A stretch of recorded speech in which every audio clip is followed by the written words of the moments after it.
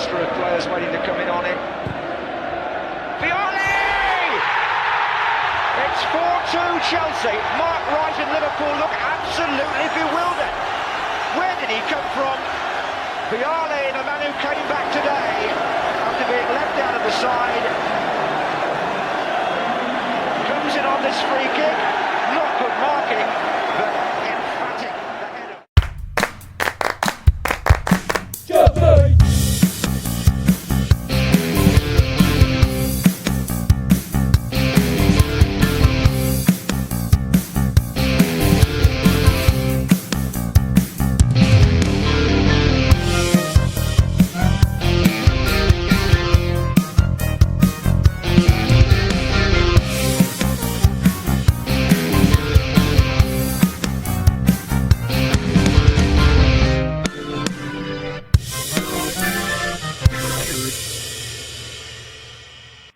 Welcome back, my friends, to the podcast that never ends. Yes, folks, this is the Blue Day podcast, and for Chelsea fans everywhere, every day is a blue day. I am your host, Keith Lawrence, and on today's show is a truly special one as we remember an extraordinary gentleman and a true talented footballer in Gianluca Vialli. With me today, we have three guests that knew Gianluca very well from his time at Chelsea Football Club. Allow me to introduce David Sorrell, Ade Mafe and Mark Nicholls. Gentlemen, welcome back to the podcast. How are we all? Oh, very good, thank fine. you. Very well. Yeah, fine, yeah. Oh, bit of COVID, but that won't stop me. Well, gentlemen, obviously, again, we're going to talk about a certain Gianluca Vialli who passed away a couple of weeks ago. We're going to obviously talk about his career. So we're going to talk from the start of it. So for those of you that are unaware, for those who are listening, Gianluca Vialli was born on the 9th of July 1964 in Cremona in Italy. Started his professional career with Cremonese before moving to Sampdoria in 1984. After 8 years and many trophies won with them, he moved to Juventus in 92.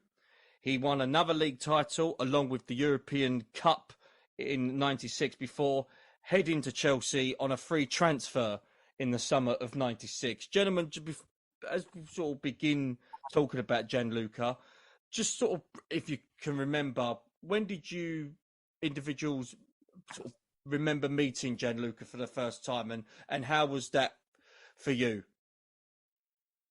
Yeah, well, Mark, we'll start with you.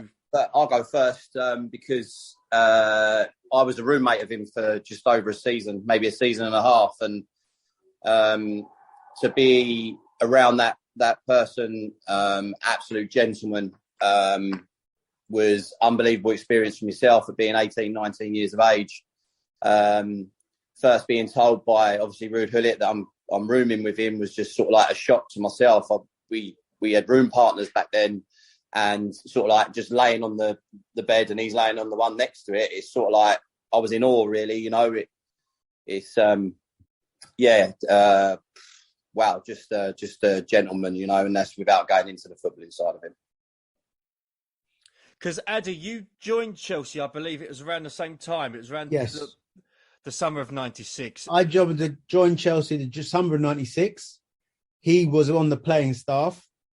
Again, like Mark said, true gentleman,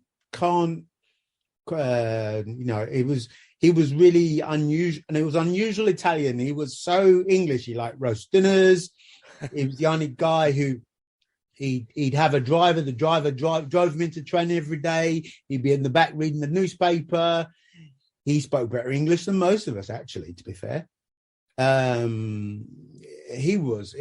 was something really special. And for me, it was quite poignant because I got a text from my ex-wife, who I'm now divorced from. And when we got married, I invited 5 or 6 players to my wedding and gave them all our wedding lists.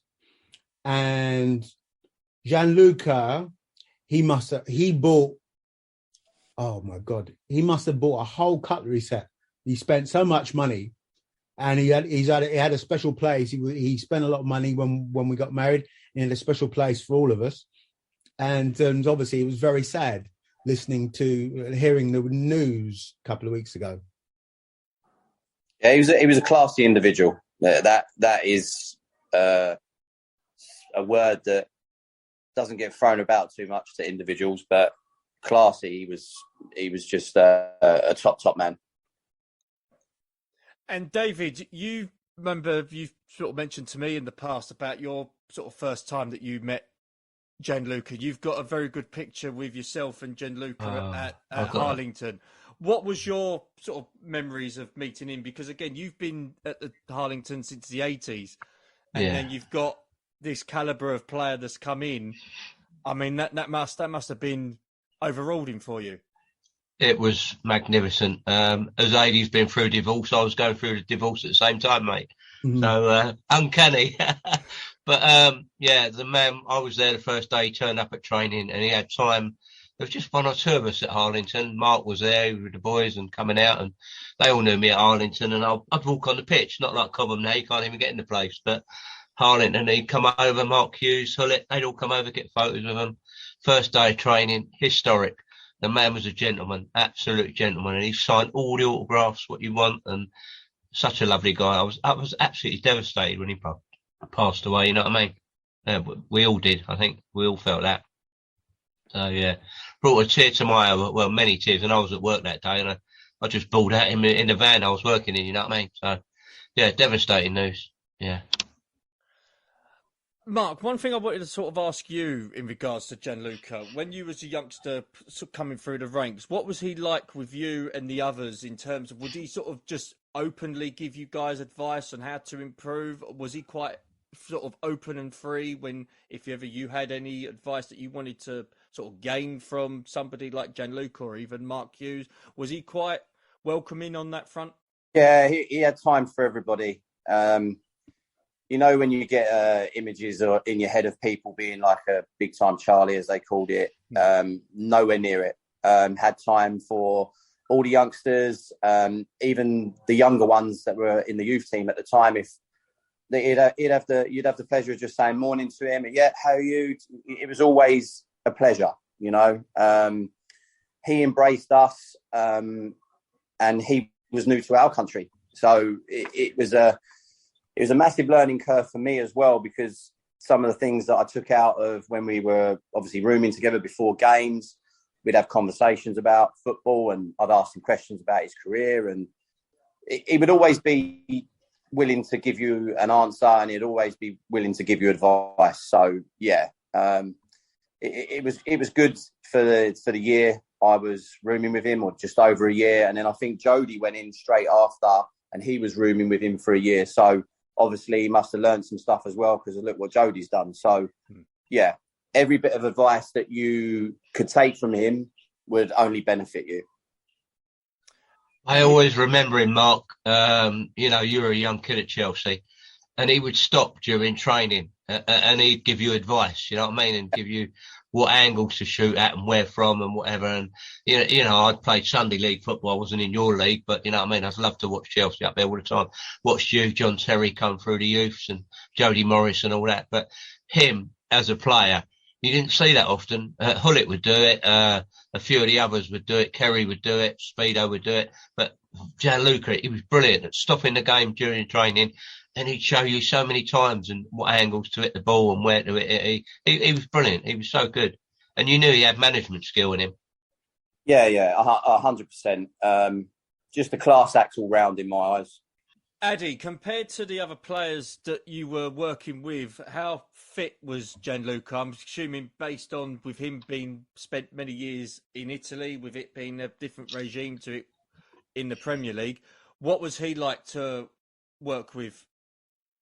Oh, it was fantastic. I just remember when Ruud, who was the manager, brought in Gianfranco Zola, and there was a bit of a competition between Gianfranco Zola and Gianluca Vialli. They both wanted to outdo each other and be better, but Luca was always ready. Whenever he was on the bench, he would be always ready and made the most of his time, and 9 times out of 10, he'd score. I remember, I'm sure Dave will remember Tromso. And yeah, that was cold. Yeah, Mate, I've never been so cold in my life. A momentous game for everybody, and that would just sums him up as an individual. That he was sitting on the bench all day, all cold, and then just come on and turn the game around for us. I mean, okay, we lost the game, but he scored two goals and turned the game around for us. It was absolutely unbelievable. We thought that was a done deal, and that's what he was like. I remember Frank Sinclair talking about how he always used to put on his boots and his socks first. And I have vivid memories of the guy walking around in his underpants with boots and socks on before every training session. He'd always and have a casual conversation with you, and you'd be like, "You realise what you've got on your feet, or what you're wearing?" But that's how he was. Yeah. He's a top man. I was certainly the type of guy that is going to give people memories, and they're going to carry with them for the rest of their lives. Fantastic. I'll tell you what, the greatest thing ever done was drop Zola in Stockholm final, because he wound him up rotten, and how fired up was he for scoring. Oh yeah, goal. They wound each other up. And both of them. He just come back from injury, hadn't he? Yeah, both. He wanted to start, and he had the right ump Zola that day. Right ump. I remember that game. Yeah. He must have been on the bench, Ade, and it was just unbelievable. Zola's face. And he just came on, and look at his fight, and when he got that goal, he went mental, absolutely mental. Wielded. Yeah, they were so wound up each time they got left out. And as I said, that's the one thing you want from your subs. If you're a sub, to come on and affect the game, if you possibly can, change the game. And both of them were the competition between the two of them was. Well, he even done it with Mark Nicholls, and he come and scored against Tottenham in 6-1, didn't we? When we beat them there. That was fantastic. And I was sitting in the Tottenham end that day as well. Yeah, I won't forget that one. That's always one to keep in the locker, that one. Oh, Mark, we love that one, mate. That was brilliant. What a day that was. One game I do want to talk about that Gianluca was very influential in, and in fact the whole team was influential, was the 4-2 against Liverpool. Sorry, Mark. In the FA Cup. In 97, Vialli scored 2 goals. Gentlemen, I'm assuming all three of you were there live. Yeah. What kind of an atmosphere was that day? And, seeing Chelsea sort of go behind in that game as well, what kind of a machine, not just with Vialli, but as a group, how much big of a machine was Chelsea to get back into that game and to have the quality like a Zola, like a Vialli, like a Di Matteo? Yeah.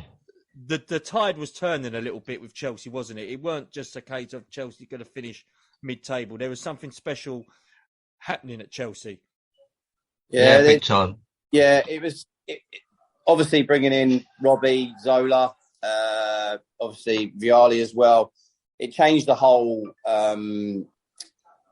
mentality of all the players around, so even going down to hotels and having dinner, and we were going and we weren't allowed just say for instance a bolognese sauce on the pasta that we had. It was plain pasta. You'd have tabasco, it'd be boiled vegetables, boiled chicken. It went to another level, and that brought everybody else up to that level, everything they did and the infrastructure that they brought over from Italy was huge for all of us. So the likes of myself, Frank, Dubes, people like that, we then got into their mentality, and it improved us all physically as well, and mentally. So yeah, it was a big thing, and the ball started rolling with them. And like I said before, you can only rave about all of them, really. Yeah, I'm just chuckling here, thinking of that. I remember that time when I go up to the canteen up the route on the upstairs, and Dennis Wise is eating a bowl of fruit salad, and he's gone, "What the hell am I eating this for? What the hell am I eating this for?" And that just shows you, as Paul's just said, it was just their influence all over the place. Even when you're eating the meals you're eating, not allow bolognese sauce on pasta, you had to eat plain pasta. All those little things were coming in, and all the English guys had to step up their game And you can see that even Chelsea as a club had to step up. And I think that's why Chelsea is the club that it is today, because that transition, we were part of that transition, and how the club has changed, and changed for the better, I think. But we did on away trips. I will admit, though, we did have a cheese and ham toastie and a pint of blackcurrant and lemonade before a game while Match of the Day was on. If we was away, we did sneak one down then. I tell you what, those were the days when I used to go in the burger van round the corner from Simpson Lane, Kerry Dixon and all them. That was before training, and get a good fried breakfast. Yeah. The days have gone now. They are long gone, yeah. Yeah, I know. One key moment that happened in Chelsea's sort of history, well before when Roman took over, 1997, the FA Cup final against Middlesbrough. Vialli was on the bench. Something that when you look back on, when you hear stories about, with him having or not being happy that he was on the bench in the cup final, but he came on for a few minutes. Gentlemen, what sort of with the club winning the FA Cup for the first time in God knows how long, that must have been a huge relief for everyone involved, because it was, as what you guys mentioned beforehand, all that hard work, all the sacrifice about the training regime has changed, the food, the nutrients has changed. It's paid off because we've won at Wembley. Yeah, well, it did, didn't it? So everything that he brought in and the way things moved forward, it made the lads fitter, the right mentality. We were closing the gap on bigger teams, and like trophies were obviously beginning to be won, and if you look at that now, like you said earlier, the infrastructure and what they brought in has now progressed into this, and Chelsea's become one of the top teams in the league every season. So that little start-off point in 96, 97 going onwards has now look what it's brought it to. Lots of trophies, Premier League titles, money to buy decent world-class players, as well as also bringing through your likes of JT and Jody and stuff like that. So yeah, it started that ball rolling back then, and it's now become a machine, hasn't it? So. 97, one of the greatest days of my life. That was. We waited so long for that trophy. I was born and bred across the road with Alan Hudson's family in the 60s and 70s, and watched them win the cup in 70, 71. You know what I mean? And watching them grow. And it took so long to win that trophy, but God, did I celebrate that night. Yeah. The ex-wife weren't happy. I never got home that night, actually. We ended up in the Eiffel pub in Chelsea, and we never got home all night. They left it open all night, that bar. It was great. Yeah. Decent times they were.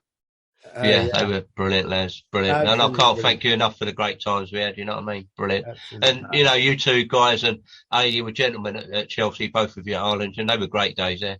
And Vialli come along, and it's going to be a sad loss for the club. But we haven't got a striker like that now, you know what I mean? We're desperate for a striker. And I say we've never replaced Costa. And look at the strikers we had with Flo, Hullet, Vialli, Zola. We still ain't replaced them. We've just not replaced them.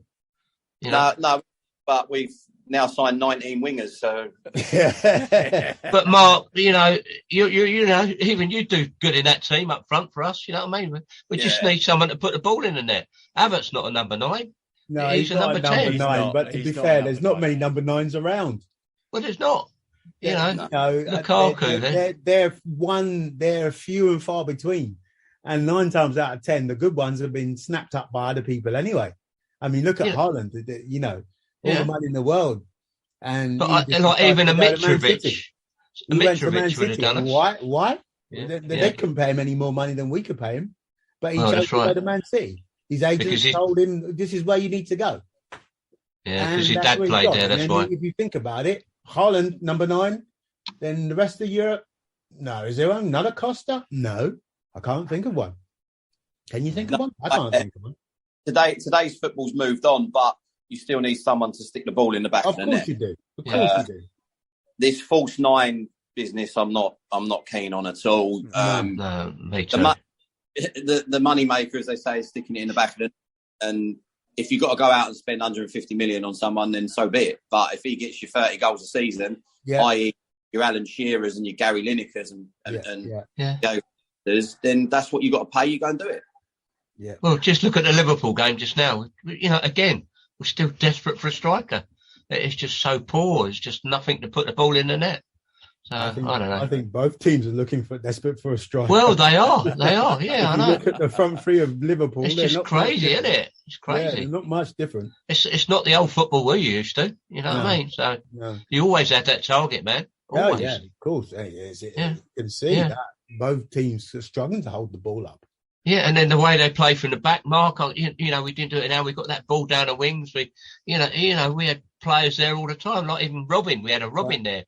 But I still think that a lot of teams are what you call scared of losing. Yeah, definitely. They don't want to lose, and that sort of prevents them from winning them. And I think sometimes you look at a ball and you think, oh, he's got time to play that forward, but no, he won't. He'll play it back. Yeah, because that's safer for him. Yeah, I agree. I fully agree. But back in the day, 90, 97, 98, them eras, you got Graham Lasso going down the wing and smash balls into the box, which I got on the end of a couple of them against Coventry, but you already knew what was coming. Now it goes down the wing, another 5 passes, it goes out the other side. Yeah. The you have got in the box must be thinking, for crying out loud, just put it in. Yeah. There's no delivery. There's no, what I would say, like Newcastle have got at the moment, which is a Kieran Trippier, or he'll get down the wing. You'll see it tonight when they play Palace. He'll put the ball in the box. Yeah. You ain't going to score with the ball being played 15 times. Everyone gets back into shape now. And that's what your Pep Guardiolas and your Jurgen Klopps do. They get back into shape. And when you get back into shape, if you haven't broke quick enough and delivered balls behind defenders, it's so hard to break teams down now. You're not talking about 50 Mouse players, world-class defenders. If you think about it, if you look at your I think Ziyech did a couple, but he doesn't play that often. But you're talking about wing backs crossing the ball. Now, I never saw the left wing back cross a ball. I saw the right wing back cross a ball, and he was not bad. He crossed a few balls there. But then if you haven't got someone in the middle to put the ball in the net, what's the point in crossing the ball? Oh, that's right, yeah. I'm looking forward to Reece James and Chilwell coming back in 2 weeks' time. Well, those two, which is going to be great. Progress but on. We still ain't got that centre forward. But you still need that centre forward. They still need that number 9 who's in the box that is going to put the ball in the net, even though he's being fed by crosses. And Ziyech, not Ziyech, Havertz, he's not a number 9. He's not a number 9. Boys, but he's not a number 9. Yeah, and Mitrovic, why not go for him? Quality player. Yeah, it could be. He's one player that could do it for us. You know what I mean? I think do it for you. An old-fashioned centre forward, isn't he? Yeah, old-fashioned centre forward. But the thing is, obviously, as we know, players are controlled by their agents, and their agents have a lot of say in where they go and who they're paying who they're playing for, because the influence on the player is that way. And you have to, I don't know, but you sort of think, well, someone like Mitrovic who banged in so many goals he knows where the net is. He knows where the net is, but he banged in so many goals in the Championship, but he scores goals in the Prem, but not as many. And he didn't, but he is this year, though. He started to put them in this year. Yeah. But then he's learned his trade. Ivan Toney, another great player at Brentford. True, but then you think your neighbour with the most money, why isn't he playing for them? Yeah. So you sort of think, well, okay. I would go with that as well. Chelsea do need an out-and-out goal scorer. Definitely. Whatever it costs, they need to get it. But the way the club is at the moment, if you're asking me who's making the signings, when I spoke to you earlier, Keith, I ain't sure who's making these signings. Me too. Potter said that today. They're not my players. He said that before. I don't know if you saw before the game. He said, "Are they my players or not?" You think, well, what's going on? So I don't know. Strange one is like the Cucurella one. Like Graham sold him.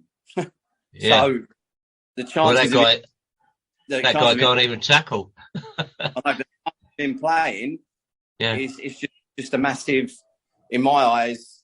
Now you've got a £60 million left back that the manager don't fancy because he sold him already. Yeah. Yeah. But the young lad that's come in, Hall, he's doing well. Another quality player coming from the youth ranks.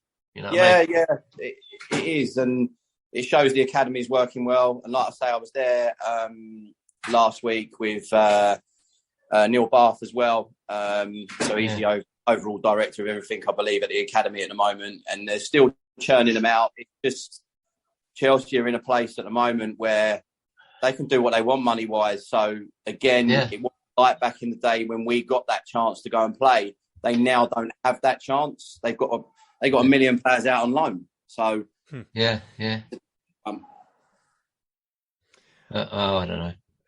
Looking back, Mark, when you was talking about Europe and how important that Cup Winners' Cup campaign was for Chelsea, what sort of stories have you got, travelling with the team, with Vialli and co, and Ade, you might sort of be part of this as well, going to places like Bratislava, Tromso, you've already mentioned, when it was just complete and utter ridiculously with snow, and even Real Betis as well, when we played them at their place and won comfortably with Torre Andre Flo scoring the goals. Yeah, I was out there. Great trip. That was brilliant trip, Real Betis. Loved it. The Tromso one, I think, was the one that Rude broke his foot as well, broke his toe. He broke his toe. Yeah, because obviously it was the snow in the second half, wasn't it? Or just before it up down, and it covered a concrete bit. Curb, and he kicked it. Yeah. So did he kick the dugout? Yeah, he turned around. Something happened in the game, and he smashed something away, and there was a concrete lip on the and he that and broke his toes, I believe, didn't he? I think. Yeah, he did. Great. I mean, for me, it was like on the 10 plane. years of watching every game. Yeah. You can't remember, but you remember the significant ones, and that game was really unusual. I remember I warmed them up. Well, if you could warm them up in the snow. And I remember Hitchy threw a snowball at me, hit me in the head. And then I remember Baba was like standing there going, and my dad always wanted me to be a doctor. But so it was absolutely freezing. And then the game went on, and they were brushing the pitch before clearing all the lines. And then the snow came down in the second half, and blaming on his ball. I just remember it. 'Cause it was. I haven't seen anything like that since then. No, nothing. And, I'll tell you. Was that when we got onto the runway as well? We flew out that night. Mm-hmm. At the time when they turned around and said, basically, we got to take fuel off the plane because it was too heavy to take off, if I remember rightly. I wouldn't be surprised. Yeah, that was Ruud Hullit's plaster cast, probably. But yeah, I wouldn't be surprised. I believe they. Well, I'll say took fuel off the plane. Ain't a great way to put it, but they had to lighten the load because where it was so heavy and the snow was there, we needed to get out that night. Yeah, I believe it was that night we needed to get out. We needed to get out. And we needed to get out and away. Yeah. We had an extra day there. We were lucky. I had 3 days there. Best trip ever, apart from Munich. Absolutely brilliant. No, all those games they'd leave the night of the game. Straight after the game and go. I remember you boys. Yeah, I remember it. Yeah, I'll tell you a funny story that day of that game. We got there the day before the game, same as the players did. The players were on the flight before us. So the morning of the game, we went down the ground to see the ground, and they said, "Oh, come and help us do the pitch." So we started shoveling all the snow off the terraces and all that, helping them, having a laugh. And Gwen Williams come along because we knew Gwen really well from Harlington and used to talk to him all the time, you boys. And next thing he's gone, how this game can go ahead, I'll never know. And it started coming down with snowing again. He's walked across the pitch and he's gone right over on the snow and the ice. Oh my God, he's hurt his back. He's got up. Honestly, we were in stitches. Me, Mark and Ray. Three or four of us used to go everywhere. You probably remember Ray Gator and Mark. And we go all over the place for you boys, but that was so hilarious. And he got up and laughed his head off as well, Gwen, but he saw the funny side of it. But yeah, they were great days. Brilliant. with Vialli in particular as well, that season with the Cup Winners' Cup campaign and us doing quite well in the league, we lost to Arsenal at Highbury.